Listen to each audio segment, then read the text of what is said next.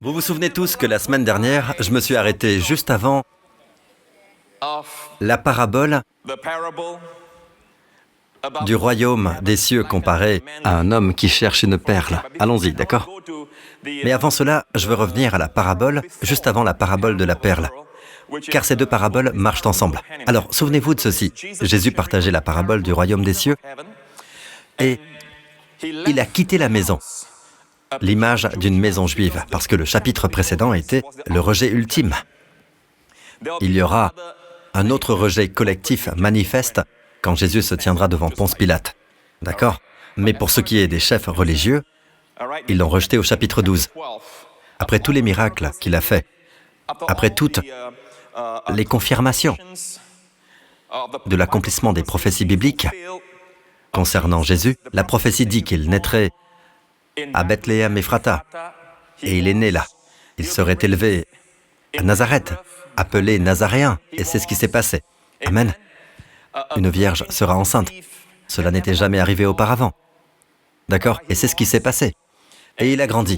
Et la Bible nous dit que tous attendaient l'accomplissement du chapitre 61 du livre d'Ésaïe, où le Messie aurait une puissance miraculeuse pour ouvrir les yeux des aveugles.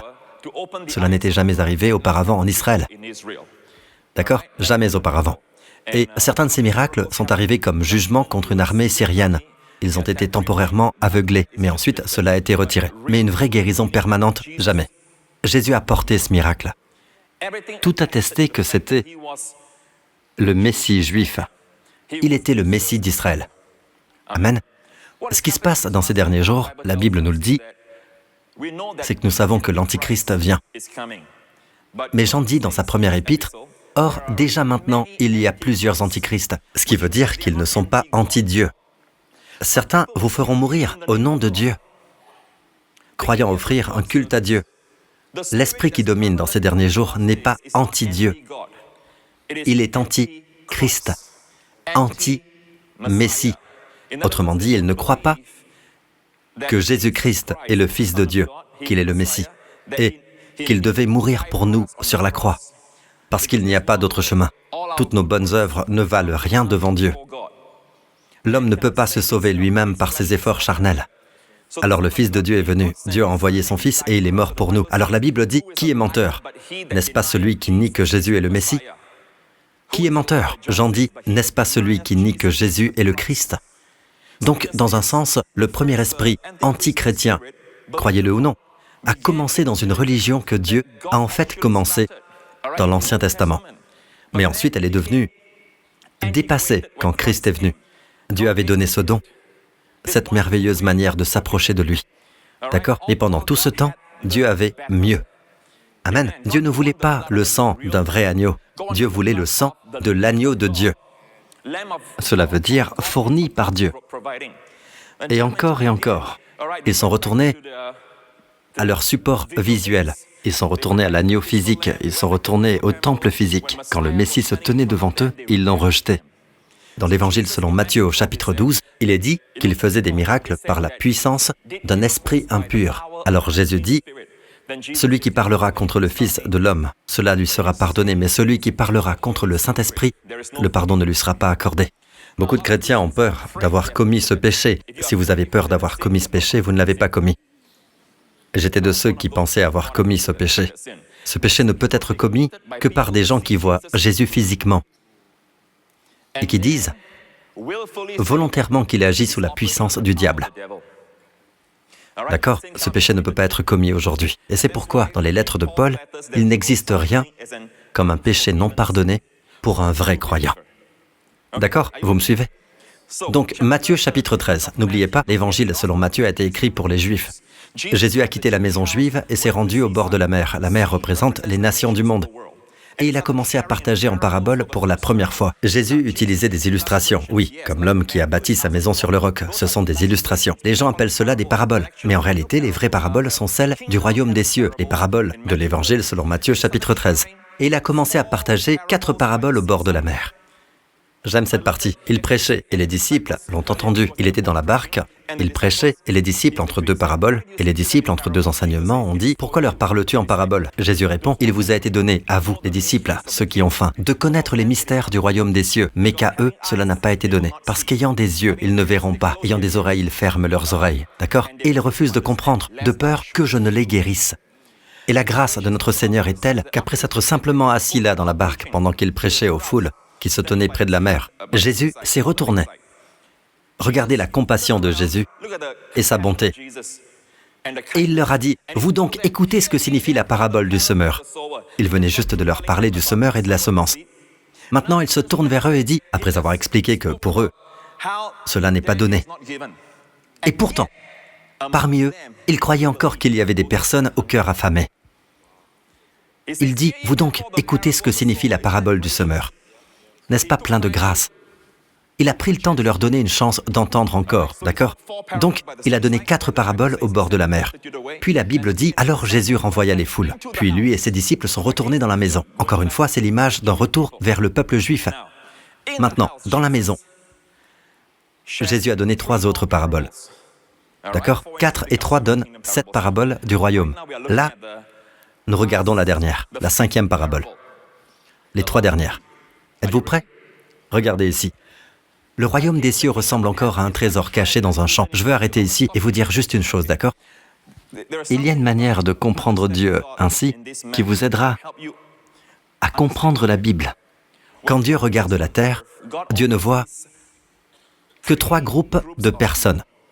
Le juif, le gentil, dites gentil. Maintenant, techniquement parlant, pas l'Église. L'Église est dans une catégorie à part. Gentils, ou comme les Juifs les appellent, les goïms. Ce sont les nations du monde. Toute personne non juive est un gentil, quelle que soit sa race. Si vous n'êtes pas juif, vous êtes gentil, vous comprenez? Regardez la première épître aux Corinthiens au chapitre 10 un instant avant de revenir à Matthieu chapitre 13. Ne soyez pas une cause de faux pas ni pour les juifs, première catégorie, ni pour les non-juifs, toutes les nations du monde, à cette époque qui n'étaient pas juives, d'accord? Puis la 3e catégorie, ni pour l'Église de Dieu. Voilà, Ecclésia, l'Église de Dieu. Le mot Église signifie les appelés hors du monde. Ceux qui sont appelés à sortir. Appelés hors du monde. Amen. Appelés à être à part. Comme vous avez des bijoux, beaucoup de bijoux chez vous, mesdames, d'accord? Certains sont de la fantaisie, certains sont authentiques, certains coûtent cher, certains sont très bon marché, mais ont l'air coûteux. Pas vrai? Pas d'amen. Vous pensez que les gens ne savent pas, hein? C'est malin. Mais vos bijoux authentiques, très coûteux, vous les mettez dans une boîte spéciale. Pourquoi? C'est votre trésor spécial. Ai-je raison de dire cela? Donc, quand Dieu vous a appelé au milieu de tous les peuples du monde, vous êtes spéciaux. Et qui sont ceux qui sont appelés hors du monde? Ceux qui sont appelés hors du monde sont ceux qui ont accepté Jésus-Christ comme leur Sauveur et Seigneur. Et Dieu voulait qu'ils soient saints. Saint veut dire mis à part. Quand le monde souffre de dépression et de stress, eux profitent de la paix de Dieu. Et oui, Dieu avait prévu que même quand le monde tombe sous la malédiction, son peuple marche dans les bénédictions. Pourquoi cela? Afin que le monde voie à quel point le Dieu qu'ils servent est bon. Mais je suis ici pour vous dire, peuple de Dieu, que Jésus, quand il partage cette parabole, il veut que nous sachions que nous sommes un peuple qui est spécial. Donc il partage 2 paraboles. La dernière, les 3 dernières paraboles, le royaume des cieux est comme un trésor caché dans un champ. Et puis au verset 45, comme un marchand qui cherche de belles perles. Et la dernière, je ne l'ai pas notée ici parce que ce n'est pas mon sujet d'aujourd'hui, le filet. Les pêcheurs avec le filet. Ce sont les gentils. Donc vous avez d'abord Israël, puis le trésor caché dans le champ, puis vous avez l'Église dans la belle perle. Je l'expliquerai ensuite. Puis la 3e, celle du filet. C'est en réalité tous les gentils du monde. Le filet les tire hors de l'océan. N'oubliez pas, la mer parle toujours des nations. Passons au trésor caché dans le champ. Le royaume des cieux, dit Jésus, ressemble encore à un trésor caché dans un champ. Celui qui l'a trouvé le cache, et dans sa joie, il va vendre tout ce qu'il possède et achète ce champ. Le royaume des cieux ressemble encore à un marchand qui cherche de belles perles. Lorsqu'il a trouvé une perle de grande valeur, il est allé vendre tout ce qu'il possédait et l'a acheté. Donc, 2 paraboles ici. La première, le trésor caché dans le champ, parle d'Israël. Pourquoi? Israël est le sol. Israël est lié au sol. Alors ici, qui est le père fondateur? Qui est le père d'Israël? Abraham. Par exemple, vous diriez que George Washington est le père fondateur des Américains. D'accord?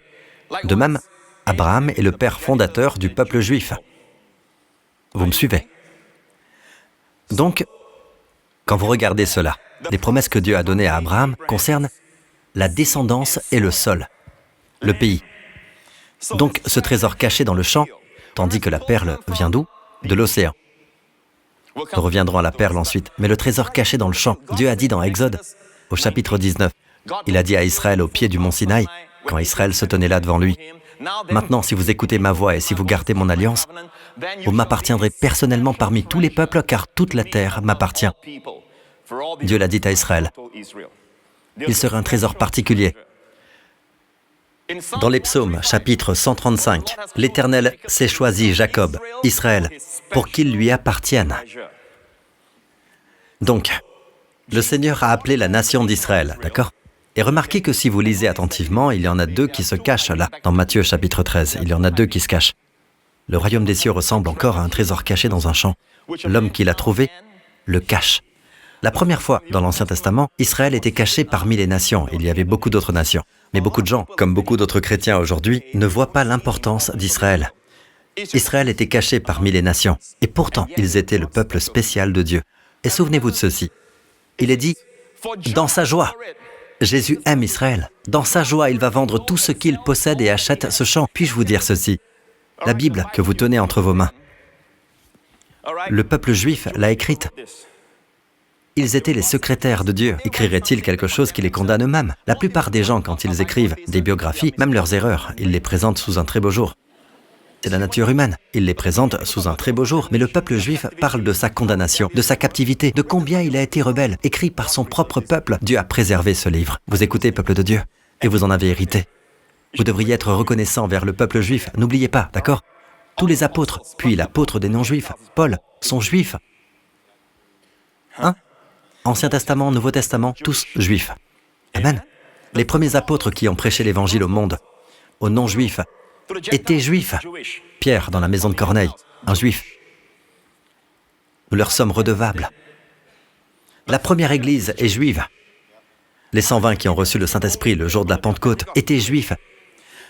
Et surtout, n'oubliez pas, notre Sauveur est juif. Mais il est sauveur pour les Chinois, il est sauveur pour les Caucasiens, il est le sauveur pour le monde entier. C'est pourquoi la Bible dit, il va vendre tout ce qu'il possède et achète ce champ. Il n'achète pas seulement le trésor, il achète le champ. Il y a des gens qui enseignent que Jésus est mort seulement pour les élus. Les élus. Cela veut dire que Dieu a élu des personnes avant la création du monde, d'accord? Et ces élus seront sauvés. Ceux qui ne sont pas élus seront perdus. Je ne crois pas cela. Je ne crois pas cela. Je crois à l'élection divine, mais je crois que Dieu savait d'avance que vous accepteriez Jésus-Christ en 1978. Dieu savait d'avance, comme ceux qu'il a connus d'avance. Dieu les a élus. Vous comprenez? Dieu n'a pas prédestiné les gens ici et là au hasard, ou n'importe comment, d'accord? De toute façon, Dieu ne fait pas les choses au hasard. Mais vous savez, Dieu ne dit pas « toi tu seras sauvé, toi tu seras perdu ». Non. Dieu savait d'avance. Combien savent que Dieu est Dieu et que Dieu savait d'avance ce que vous feriez et décideriez 3 heures plus tard? Il savait d'avance quelle nourriture vous mangeriez. Que diriez-vous? Savoir d'avance ne veut pas dire qu'il utilise sa puissance pour vous le faire faire. Savoir d'avance veut dire que parce qu'il est Dieu, il sait ce que vous allez faire avec votre libre choix. L'année prochaine, dans 3 ans. Savoir d'avance n'implique aucune manipulation. Vous écoutez? Jésus est mort pour acheter le champ entier. Il a acheté le monde entier. Jésus, j'ai dit, il a acheté le monde entier. Vous devez comprendre ce terme. Le monde entier, en fait, toute la nation d'Israël a été achetée. Qu'ils croient ou qu'ils l'aient rejeté, ils ont été achetés. Acheter ne veut pas dire racheter. Tout le monde dans le monde a été acheté par le sang de Jésus. Acheter ne veut pas dire qu'ils sont rachetés. Cela ne veut pas dire qu'ils reçoivent Jésus. Vous devez comprendre cela pour comprendre la première épître de Pierre, la deuxième épître de Pierre pour comprendre l'épître de Jude. L'épître de Jude dit « Dieu fait venir une ruine soudaine sur ceux qui renient le Seigneur qui les a achetés. » Alors certaines personnes lisent cela et disent « Hey, vous voyez, cela ne veut pas dire une fois sauvé, toujours sauvé. Tout dépend du fait que vous êtes sauvé par grâce, mais ce que vous faites est important. Vous pouvez perdre votre salut. » Alors ils retournent aux œuvres encore. Ils utilisent des versets comme celui-ci, allant jusqu'à renier le Maître qui les a rachetés, ils attireront ainsi sur eux une ruine soudaine. Non, c'est un verset écrit pour le peuple juif, l'épître de Jude. Jude a été écrite spécialement pour le peuple juif. Mais écoutez attentivement, vous pouvez être averti. Vous savez, quand un enfant voit, par exemple, un père qui est PDG d'une entreprise reprendre un collègue, disons, corriger un cadre, l'enfant regarde son père. Et l'enfant a peur parce que le père est dans une humeur très sévère, d'accord? Mais l'enfant ne s'inquiète pas d'être renvoyé. Combien comprennent cela? Mais l'enfant peut ressentir une crainte. Je pense que cette crainte est saine. C'est normal, elle donne du respect, une crainte révérentielle. Donc, la Bible dit qu'ils ont été achetés, mais qu'ils ont renié le Seigneur. Ils attireront ainsi sur eux une ruine soudaine. Maintenant, écoutez attentivement. Le monde entier a été acheté, mais ils ne sont pas sauvés. Quand Jésus est mort sur la croix, il a acheté tout le champ, pas seulement le trésor. D'accord? Acheter ne veut pas dire racheter. Vous savez, vous êtes acheté, que cela vous plaise ou non. Vous êtes acheté, quel en est le prix? Le sang de Jésus. Mais vous n'êtes pas racheté tant que vous ne recevez pas le Seigneur Jésus, tant que vous ne placez pas votre confiance en lui. Alors non seulement vous êtes acheté, mais vous êtes racheté. Puis-je avoir un bon amen, peuple de Dieu? D'accord? J'espère que c'est clair. D'accord, continuons à cause du temps. Au verset 45 maintenant, nous arrivons aux belles perles. Le royaume des cieux ressemble encore à un marchand qui cherche de belles perles. Lorsqu'il a trouvé une perle de grande valeur, waouh! Il est allé vendre tout ce qu'il possédait et l'a acheté. Donc, quand Jésus est mort sur la croix, Jésus n'est pas seulement mort pour Israël, Jésus est mort pour le monde entier. Puis-je avoir un bon amen? Il n'est pas seulement mort pour le trésor particulier, il est mort pour le monde entier. Vous écoutez, peuple de Dieu? D'accord? Et ici, il parle de Jésus comme d'un marchand qui cherche de belles perles. Vous savez ce qu'est une perle? Toutes les femmes disent oui. Tous les hommes disent non. Regardez cette image d'une perle. D'accord? Maintenant, une perle, comment obtient-on une perle? Voilà ce qui se passe. J'ai beaucoup appris là-dessus dans l'encyclopédie Britannica. D'accord? Je ne suis pas une femme, donc j'ai besoin d'aide. J'ai besoin d'une aide factuelle. Mon syllogisme doit être exact. Donc, d'après l'encyclopédie Britannica, il est dit qu'en réalité, ce qui se passe, le terme technique est mollusque. D'accord, ce n'est pas l'huître, mais le mollusque. La vie de l'huître. Quelque chose arrive à cette huître.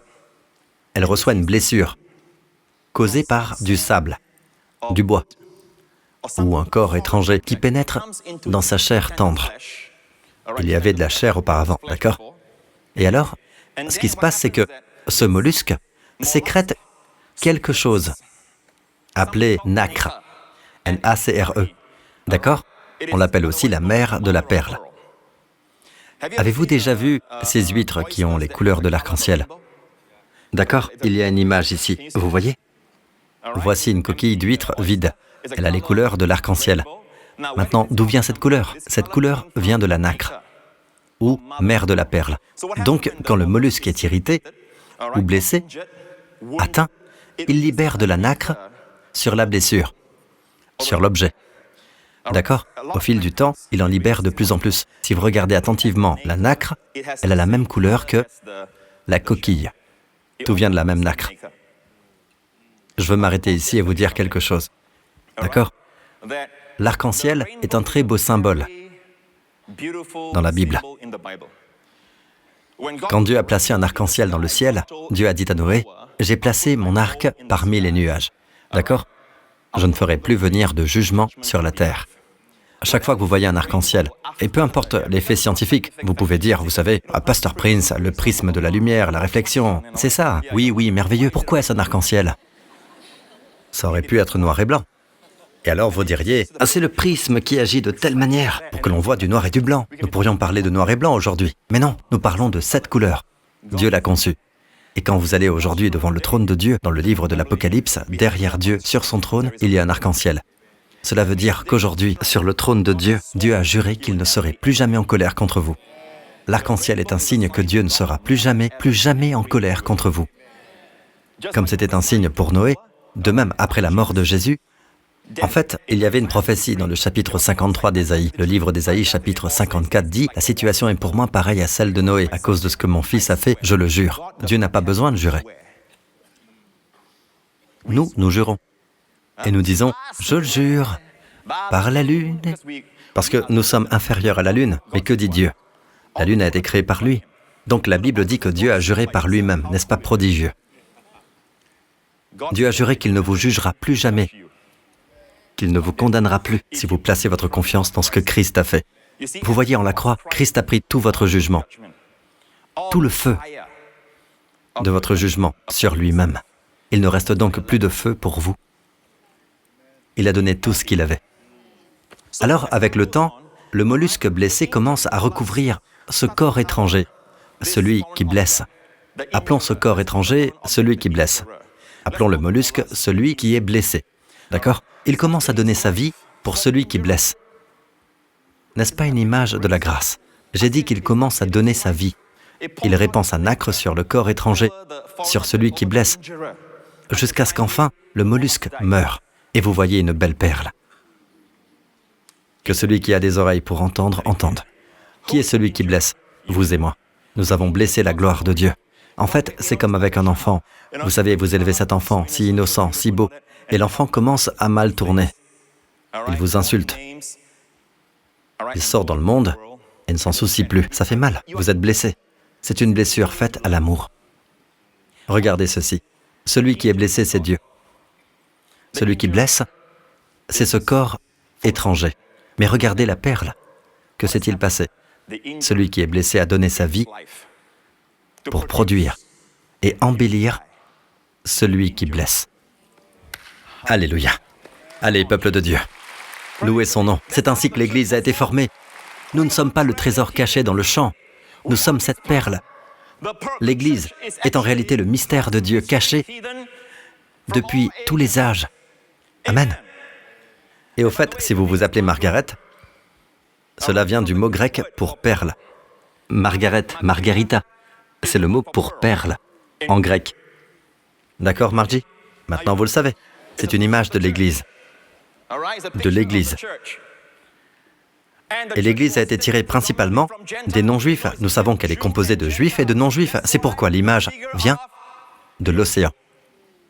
Autre chose à propos de la perle, c'est qu'on les trouve très profondément, au fond de l'océan. À quelle profondeur il est descendu pour nous sauver? Quelle profondeur? Il s'est plongé dans les profondeurs de la déchéance humaine, vous savez, de la dégradation morale. Et il a choisi la race apostate, pas les animaux, pas les anges. Il n'est pas descendu pour mourir pour les anges déchus qui ont suivi Lucifer, Satan. Il est descendu pour mourir pour la race apostate d'Adam. Et à quelle hauteur les a-t-il élevés? L'Église est dans la plus haute place d'honneur. Dans l'Épître aux Éphésiens, il est dit « Vous étiez autrefois morts ». Dites « morts ». Deuxièmement, « étrangers ». Dites « étrangers ». Mais à cause de Christ, maintenant vous avez la vie.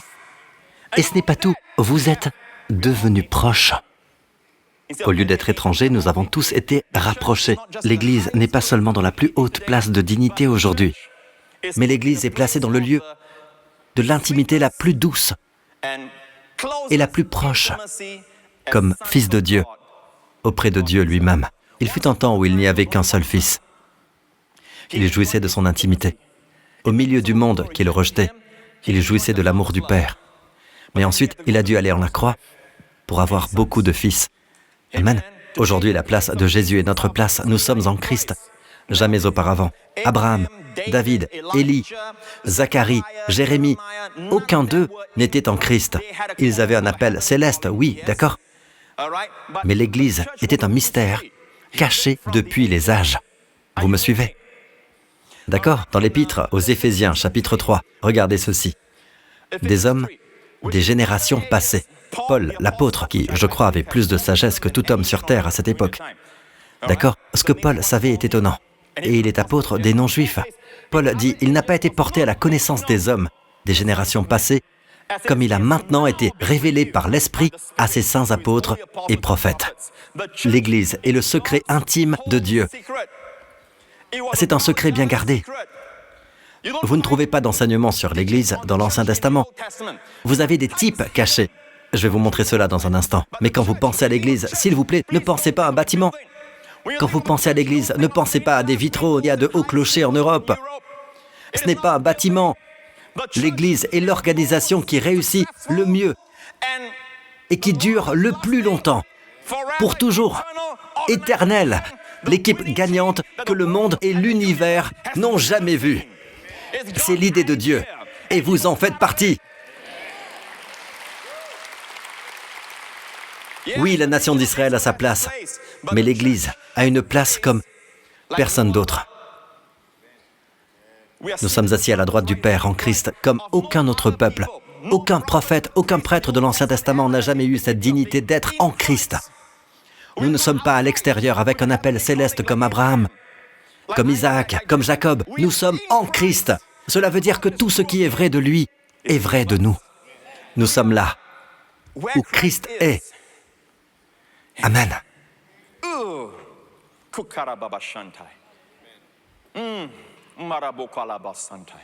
Avec une langue spéciale que personne d'autre ne comprend. Vous me suivez?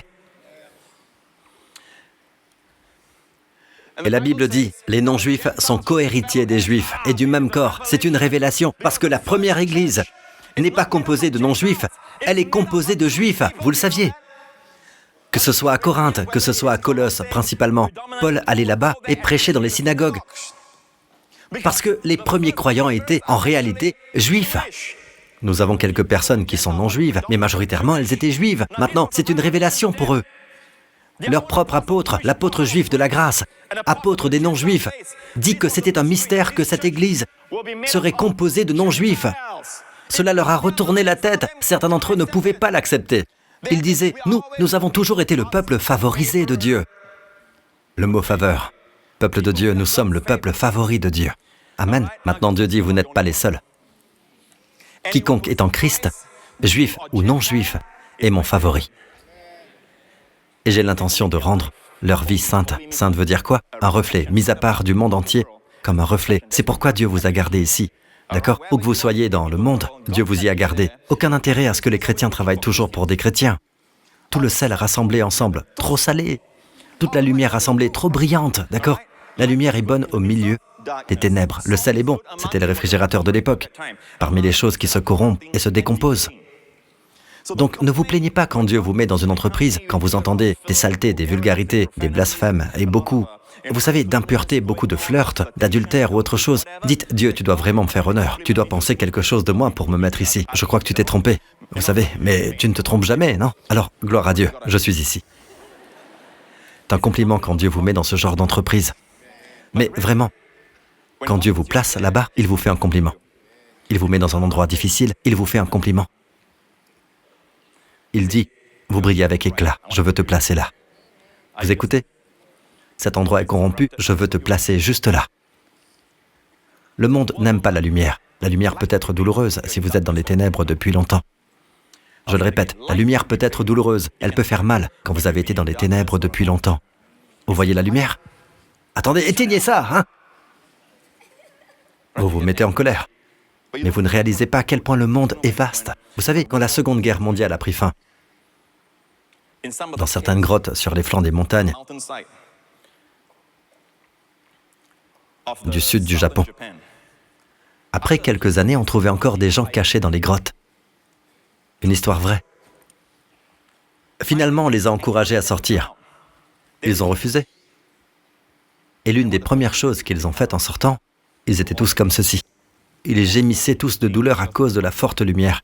Ils pensaient que la sécurité de cette obscurité était en fait un monde merveilleux. Ils ne réalisent pas qu'il y a un vaste monde dehors à apprécier.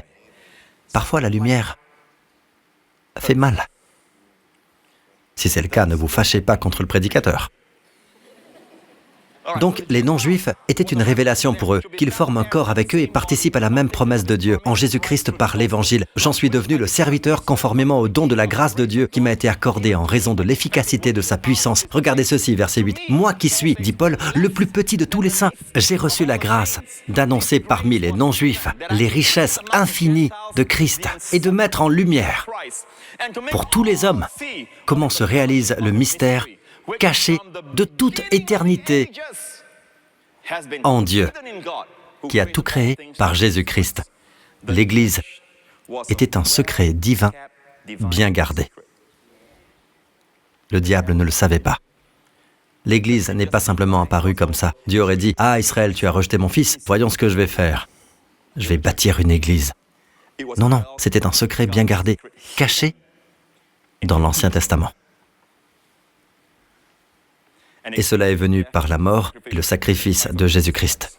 Quand Jésus est mort à la croix, il s'est écrié « Tout est accompli ». Alors, la science médicale nous dit que quand on poignarde quelqu'un et que vous voyez le sang et l'eau séparés, c'est ce que j'ai lu. C'est ce que dit la science médicale.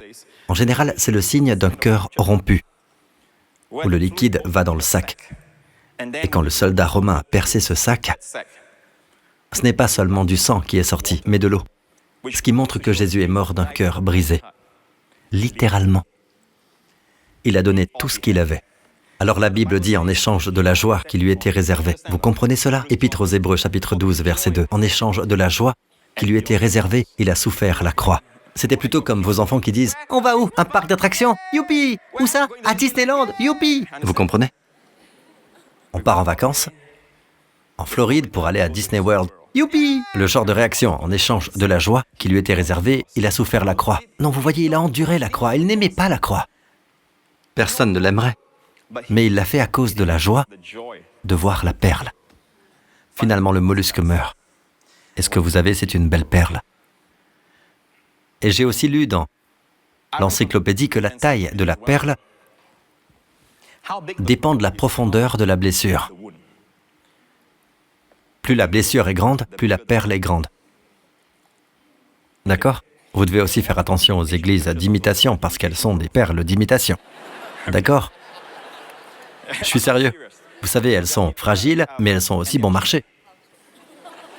Voyez, il y a des gens qui qualifient la prédication de la grâce de bon marché, alors qu'elle a coûté à Dieu tout ce qu'il avait, d'accord? Alors qui est vraiment bon marché? Ceux qui s'opposent à la grâce, ceux qui prêchent contre la grâce, parce que la grâce est venue à grand prix, à très grand prix. Vous me suivez? Savez-vous que l'Église... Ah, au fait, autre chose que vous pouvez apprendre, c'est ceci. Et ça aussi, ça vient de l'encyclopédie. La perle a son éclat, sa couleur, d'accord? Si vous regardez bien, vous voyez l'arc-en-ciel. Ce qui veut dire quoi? Plus de malédiction, plus de colère venant de Dieu, d'accord? C'est l'héritage de l'Église. Mais savez-vous que si vous portez une perle contre votre peau, vous devez faire attention à une chose. L'encyclopédie dit ceci. Je ne savais pas ça.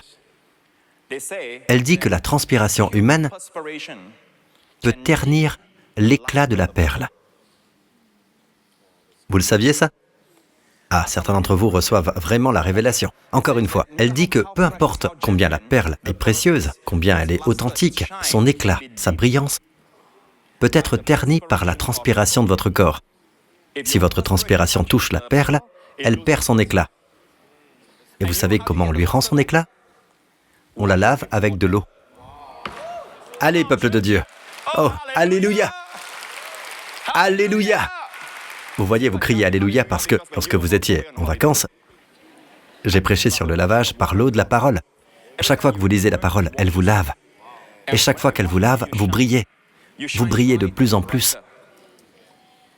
Vous avez l'air merveilleux, rayonnant de sa gloire ineffable, la gloire de notre Seigneur Jésus-Christ. Amen. Alors, qu'est-ce que la transpiration? La sueur humaine, l'effort humain. Le livre des Proverbes, chapitre 10, verset 22, dit « C'est la bénédiction de l'Éternel qui enrichit. » La Bible dit « Et il ne la fait suivre d'aucun chagrin. » Laissez-moi vous dire ce que Delitzsch, ce grand spécialiste allemand de l'hébreu, dit « La bénédiction de l'Éternel enrichit. » et le travail pénible n'y ajoute rien. Au fait, chez le peuple juif, jusqu'aujourd'hui, la perle n'est pas mentionnée du tout dans l'Ancien Testament. La perle n'est pas mentionnée. Dans la Bible, dans le livre de Job, on parle d'une perle, d'un cristal. Le mot perle n'est pas mentionné. Jusqu'à aujourd'hui, les Juifs n'accordent pas beaucoup d'importance à la perle. Quand ils choisissent un bijou à porter, c'est généralement d'autres pierres. Pas cette gemme, cette perle. Mais un jour, savez-vous qui va aider à conduire le peuple juif vers le pays promis, vers notre glorieuse Église? Encore un verset. Apocalypse chapitre 21, verset 21. Regardez ici. Les 12 portes étaient 12 perles. Chaque porte était faite d'une seule perle. La place de la ville était en or pur, comme du verre transparent. Le ciel. Le ciel a 12 portes. On l'appelle l'épouse de Christ. La dernière révélation que Jean a vue était l'épouse qui descendait du ciel. Et elle avait 12 portes. Et chaque porte était une énorme perle, géante. Maintenant, le peuple juif n'a pas une grande estime pour la perle. Et pourtant Dieu a fait les portes en perles. Cela veut dire quoi?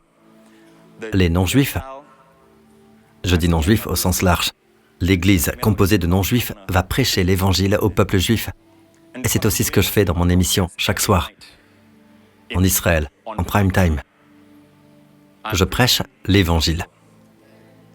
C'est comme si la perle, les portes de perles s'ouvraient et leur disaient « Rentrez à la maison. Vous nous avez bénis avec la Bible. Maintenant, c'est à notre tour de vous bénir. » Et le trésor et la perle vont fusionner. Puis-je avoir un bon amen? Donnez la louange à Jésus. Amen. Inclinez la tête et fermez les yeux. Si vous êtes ici aujourd'hui, mes amis, ne partez pas tout de suite. Si vous n'avez pas dans votre cœur l'assurance que ce que j'ai partagé est devenu réel dans votre vie, vos péchés sont pardonnés. Vos péchés sont pardonnés. Si vous n'avez pas cette assurance, c'est le plus grand don, la plus grande bénédiction de tout enfant de Dieu. Savoir que vos péchés sont complètement, totalement, éternellement pardonnés parce que le sang de Jésus a été versé à la croix, vous purifiant de tous vos péchés. Et Dieu nous aime tellement, mes amis. Dieu nous a tellement aimés. La Bible dit, « À qui le bras de l'Éternel a-t-il été révélé ?» Et elle nous dit, « L'Éternel a voulu le briser par la souffrance. » Pendant de nombreuses années, je ne savais pas ce que ce verset voulait dire, et j'ai demandé au Seigneur ce que cela voulait dire. Je ne pouvais pas comprendre que cela t'ait plu, Père, de briser Jésus. Et Jésus, dans ce chapitre, le livre d'Ésaïe, chapitre 53, il est appelé le bras de l'Éternel révélé. Un jour, je portais ma fille, Jessica. Elle avait environ 2 ans, je crois, à cette époque. Nous étions allés faire les courses, nous nous étions garés assez loin. Quand nous avons terminé les courses, Jessica était très fatiguée. « Papa, tu peux me porter ?» Alors je l'ai portée, et j'ai porté toutes les choses que nous avions achetées. Et franchement, le parking était loin. Et mon bras s'est engourdi d'abord. Il était tout engourdi. Vous savez, l'étape d'après, ce sont les fourmillements. Le parking était vraiment loin. J'avais oublié à quel point c'était loin. Mais je pouvais facilement me soulager de la douleur en posant Jessica. Mais elle dormait si profondément que je pouvais l'entendre respirer à mon oreille. Je l'aime tellement que j'aurais écrasé mon bras par amour pour Jessica. C'est ce qui s'est passé en la croix. Alors j'ai compris pourquoi la Bible dit « L'Éternel a voulu le briser ». Jésus, son Fils, par la souffrance, à cause du grand amour de Dieu pour vous. Jésus, le bras de l'Éternel, a été écrasé sous le poids de notre culpabilité et de nos péchés. À cause de l'amour que Dieu vous porte. Mes amis, je ne sais pas pour vous, mais la vie ne vaut pas la peine d'être vécue sans l'amour de Dieu. Vous pouvez vivre dans un beau, un très grand manoir. Mais une maison n'est pas un foyer. C'est l'amour qui en fait un foyer. Vous pouvez avoir de la compagnie, la présence physique de personnes qui sont là pour votre argent.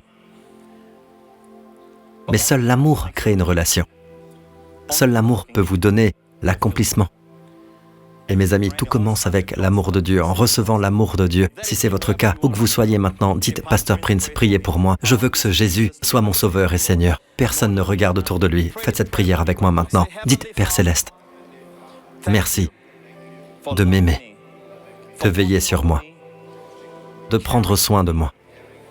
Même quand je peinais dans un travail pénible, tu m'aimes. Et c'est la raison pour laquelle j'entends ta parole aujourd'hui. Tu m'as amené ici. C'est toi qui m'as amené à entendre ta parole. Merci pour le don de ton Fils, mon Seigneur Jésus-Christ, qui est mort sur cette croix pour mes péchés, que tu as ressuscité d'entre les morts, comme témoignage que tous mes péchés qui ont été jugés dans son corps ont tous été ôtés par son grand sacrifice. Jésus-Christ est mon Seigneur, et je suis grandement béni, hautement favorisé et profondément aimé. Au nom de Jésus. Et le peuple de Dieu dit « Amen et Amen, louez le Seigneur, Alléluia !» Levez vos mains vers le Seigneur. Père, tu sais d'avance, Seigneur, que nous serions tous sauvés. Tu nous as vus prendre cette décision, Seigneur, de faire confiance à Christ seul pour notre salut. Même cette semaine qui vient, tu sais déjà d'avance ce qui va arriver, Seigneur. Père Céleste, je demande au nom de Jésus que chacun de nous désirions marcher dans la plénitude de tes bénédictions. Pas pour nous-mêmes, Seigneur, mais afin que ce soit un témoignage de ta bonté et de ton amour, que d'autres veuillent venir te connaître. Alors, Père, que ta main de protection soit sur ton peuple, Seigneur, pour cette semaine qui vient. Protège chaque personne sous le son de ma voix, leur famille, leurs proches, de tout danger, de toute infection. Pendant leur déplacement, protège-les de toute maladie. Protège ces familles, Seigneur. Protège-nous. Accorde-nous la santé divine, une santé vigoureuse, une santé résistante. Père, accorde à ton peuple une grande faveur, Seigneur, alors qu'il traverse cette semaine.